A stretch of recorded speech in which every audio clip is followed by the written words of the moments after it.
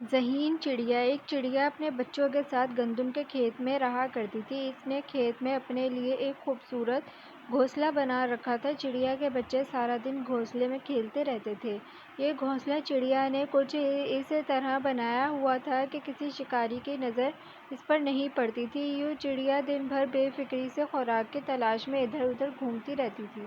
ایک دن آسمان پر ہلکے ہلکے بادل چھائے ہوئے تھے کہ کھیت کا مالک فصل دیکھنے کے لیے اس طرف آ نکلا اور بلند آواز میں بولا، گندم تو بالکل پک چکی ہے، اب اسے کٹوا لینا چاہیے۔ میں آج ہی اپنے دوستوں سے اس سلسلے میں رابطہ کرتا ہوں، کیونکہ موسم میں خراب ہو رہا ہے۔ اگر بارش ہو گئی تو بہت نقصان ہو جائے گا۔ چڑیا کے بچے کسان کی بات سن کر بہت پریشان ہوئے۔ جب چڑیا واپس گھونسلے میں پہنچی تو انہوں نے اپنی ماں کو کسان کی بات بتائی اور کہا کہ اب ہمیں فوراً یہاں سے چلے جانا چاہیے۔ چڑیا نے مسکرا کر اپنے بچوں کو تسلی دی اور کہا، پیارے بچوں، فکر نہ کرو، ہم ابھی یہیں رہیں گے۔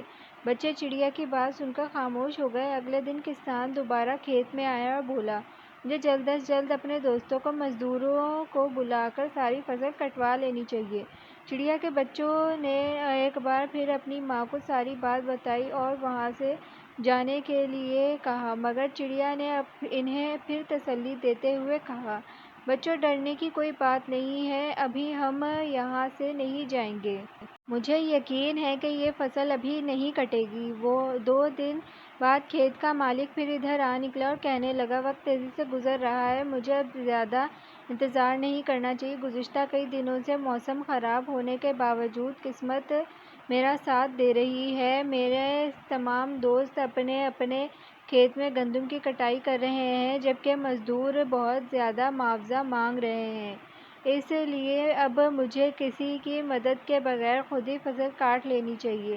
شام کو چڑیا کے بچوں نے اپنی ماں کو کسان کے فیصلے سے آگاہ کیا تو اس نے جواب دیا، اب ہمیں فوراً یہ کھیت چھوڑ دینا چاہیے، کیونکہ کل یہ فصل ضرور کٹ جائے گی۔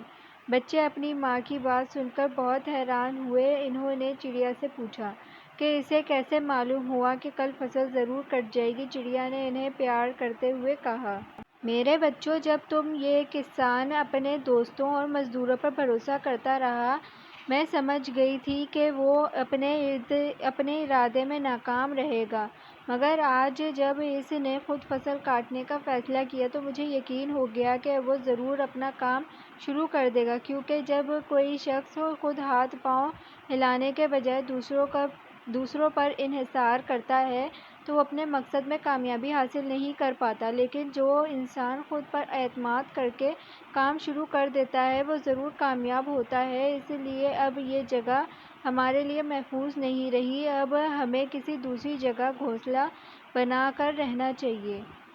اخلاقی سبق: دوسروں کے بجائے خود پر بھروسہ کرنا سیکھو۔